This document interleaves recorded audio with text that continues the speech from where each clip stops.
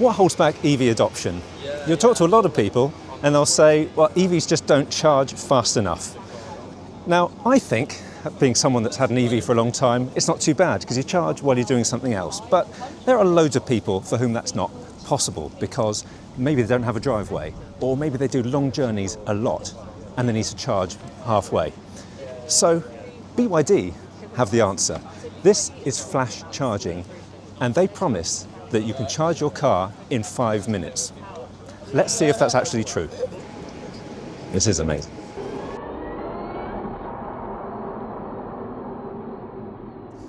I'm at BYD's London HQ. Now, I'm very fortunate. I've driven EVs for many years exclusively, and I'm able to charge at home because I've got a driveway. But most people in the world don't have that luxury. So what makes BYD's flash charging so special? It's that it's insanely fast, certainly compared to any other charging we've had. So 5 minutes, ready in 5 minutes is what they say. What does that actually mean? That means 10 to 70%. So 10 to 70%, that's what they're saying is ready. So that's still well over 200 miles of range. Or you can go up to 97%, which they're calling a full charge. So 10 to 97%, that will only take 9 minutes. Again, that's pretty amazing. Now, in freezing temperatures, anyone that's had an EV, even in a slightly cold temperature, will know that, my God, it takes so much longer to charge. My e-Niro ordinarily will take 44 minutes on a good day, which never happens. If it's cold, that could take an hour and a half. It's ridiculous. Now this only adds 3 minutes onto the charge time, just an extra 3 minutes, although that's from 20 to 97%, interestingly, but still, that's incredibly fast. And that's one of the wonderful things, is that we're getting to the point where we can now say to people, you can have an EV and there aren't any compromises. Because up until now, well, yeah, you know, your car will charge up in 30 minutes. Does it? It will, perhaps, if you precondition the battery, or if it's a good day. But this could be transformative for people in any cold climates. I mean, think of the amount of EVs that are sold in Norway, where it's bloody freezing much of the time. This is going to be amazing for them. So you'll notice that they talk about it being fully charged at 97%. And you don't have to be a maths genius to know that 97 is not 100%. Now, the reason they've chosen 97% actually makes a lot of sense. They want a little bit of remaining battery to allow for regenerative braking, which is one of the things, if you drive an EV, you probably love. I certainly do. If you're going downhill, down a mountain, or braking or whatever, then it recharges the battery. So they're allowing for that little bit of battery to keep the regen going. So that's why they've said 97% is full. So let's give you a little history of charging. I'm building it up too much. I'm not going to give you a history of charging because what do I know? But when I first got my Nissan Leaf many moons ago, that would take 30 minutes to get about 60 miles, if I was lucky. And then fast forward to when I got my Kia e-Niro, that would be 44 minutes on a really good day, 44 minutes up to 80%. And now fast forward a bit more and you've got things like the Lotus Emeya, which is 14 minutes up to 80%, which is incredibly fast. But now you've got this charging in half the time. So the Lotus only came out a couple of years ago, and now we're charging in half the time with this. So that's a pretty amazing progression of technology, I think. It makes me wonder where we're going to go next, because I wasn't expecting anything this good for years yet. So, and it's here. I mean, we can see it, and it's already in China.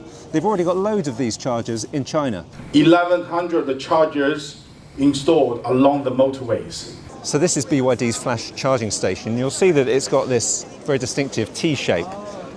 It's not going to give you very much protection from the rain, but that's not the point of the T-shape. The T-shape is to support the cable. And if you've used any high-power chargers before, you'll know that they're pretty heavy things. They could be really awful for accessibility, actually. If you have mobility issues, trying to plug in a 350 kilowatt cable can be a real pain. They've solved this issue by suspending it. Wherever you park, I imagine you can just about reach the corners. I'm assuming they've thought of that. So it seems really good. And this is just a normal CCS connector. Nothing special about it, apart from the fact that this does 1,500 kilowatts of power, which is just insane. Most high-power chargers will be about 350 kilowatts. This is 1,500, which is pretty amazing.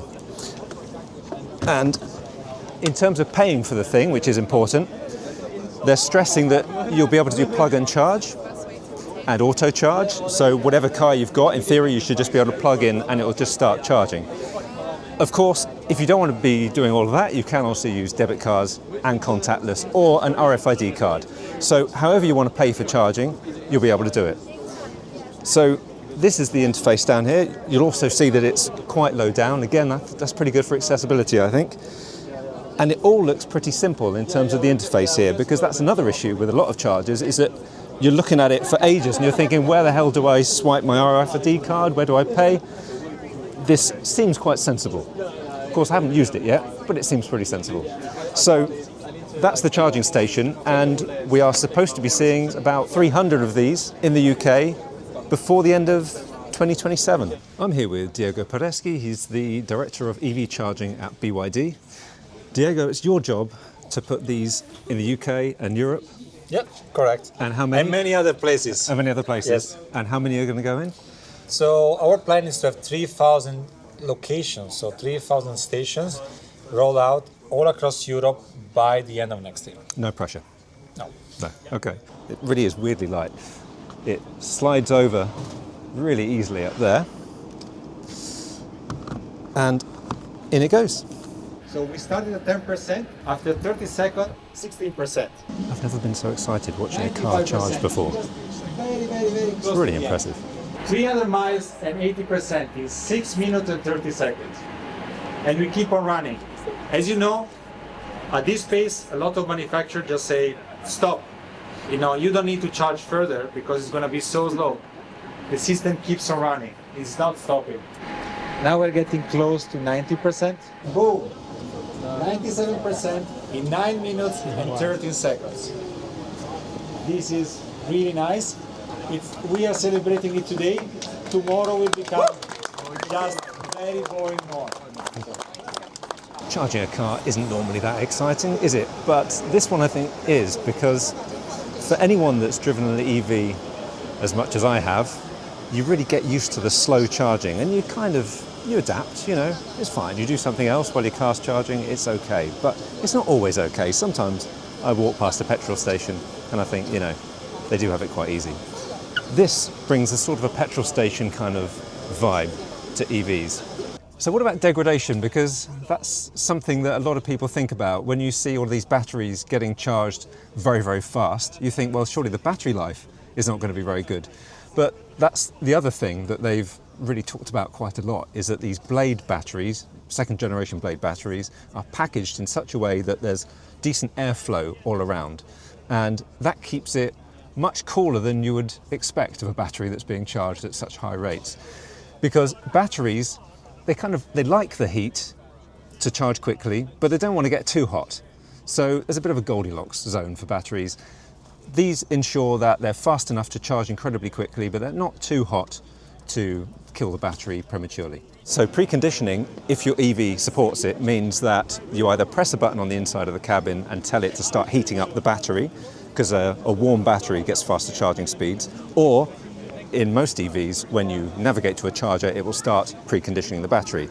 The difference with this is that this Generation 2 blade battery, it's always preconditioned. It's always nicely warm, so it can get that amazing charging speed just straight. When you get to the charger, you plug in and it just starts charging quickly. None of that preconditioning stuff. So the thing that enables this amazing charging speed is the battery, and BYD really made their name in batteries. They were a massive battery manufacturer, and now they've gone into cars, of course. So that vertical integration, they make the batteries and they make the cars, now they make the chargers.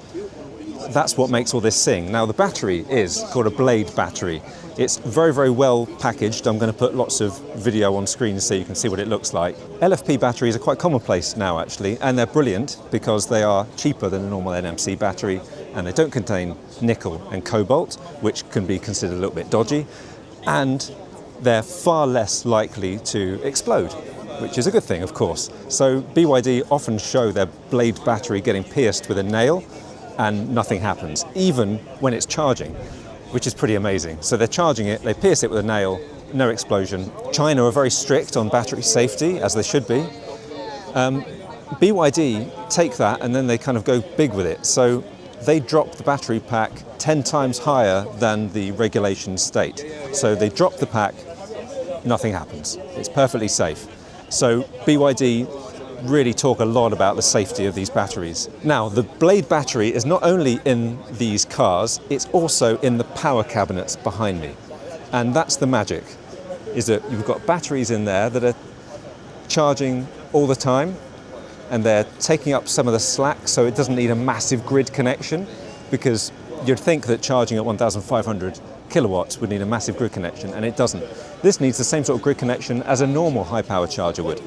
So you've got batteries in there, battery in the car, and it puts all that power into the car ultra fast. So behind the Denza logo, you can see the power converter. So this device here is benchmark for the market.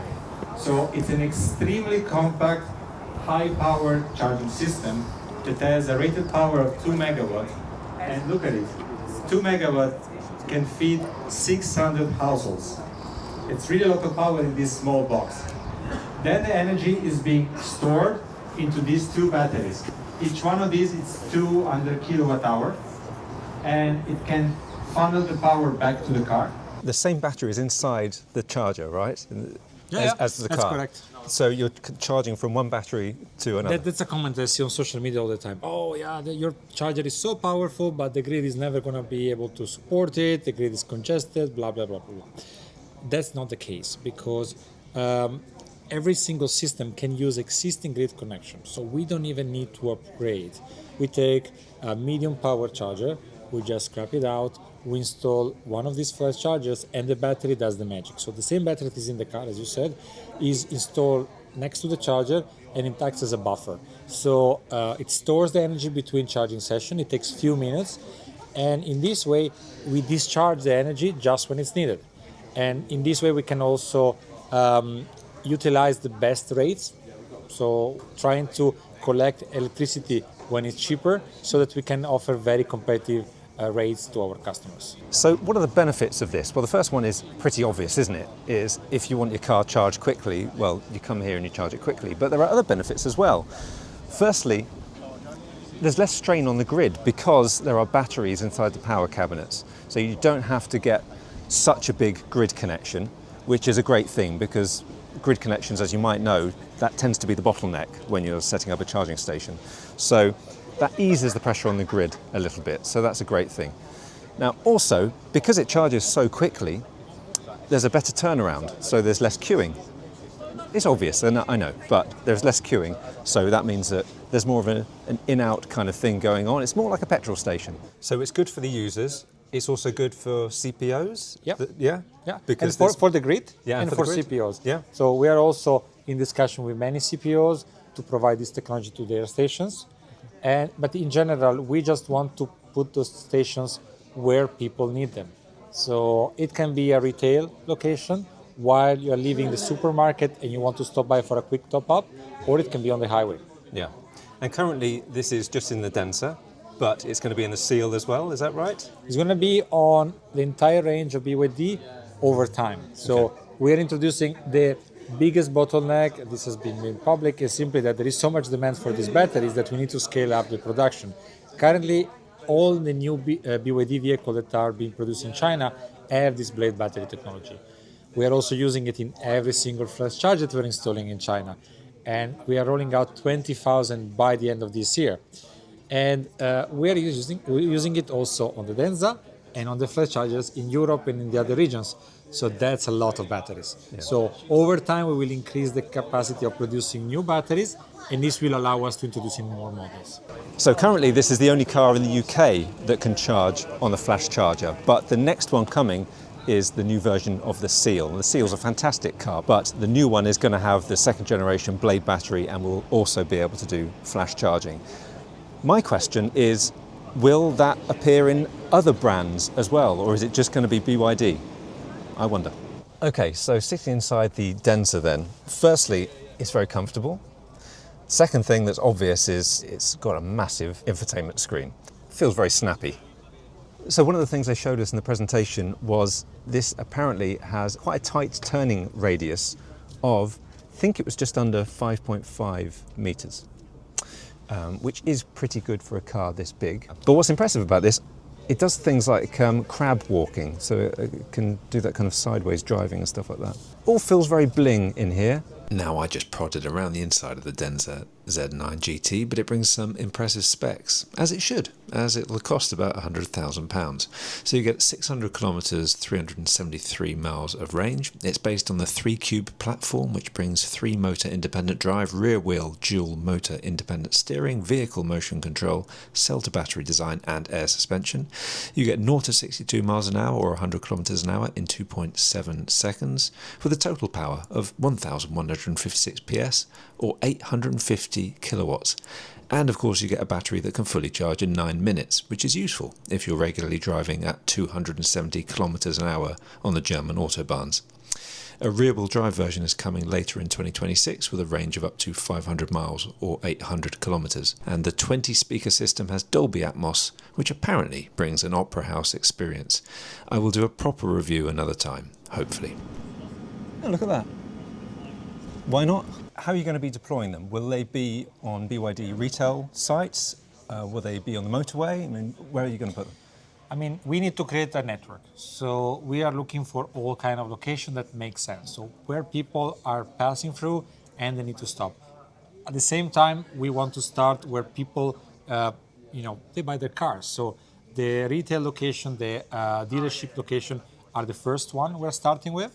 So the journey starts in front of a flash charger when you're buying a new car, but then we will expand to high traffic motorways, retail location, and any site where we see that there is traffic and we can satisfy the need.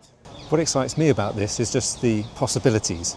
Imagine what will happen when BYD start putting these batteries in cheaper cars, or even in vans and trucks. That's what's going to be amazing. Imagine what that's going to enable for people when they can charge an EV in such a short space of time.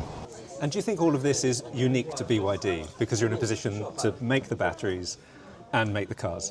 Absolutely. I mean, there is no other company that manufacture batteries with such advanced technology, that manufacture the cars, and actually BYD manufacture a lot of things. During COVID time, we were the #1 producer of masks. Right. And very quickly, in a few weeks, we managed to transform certain production line into mask manufacturing. And one of the business line of BYD is actually consumer electronics. We produce tablets, smartphones from all major brands.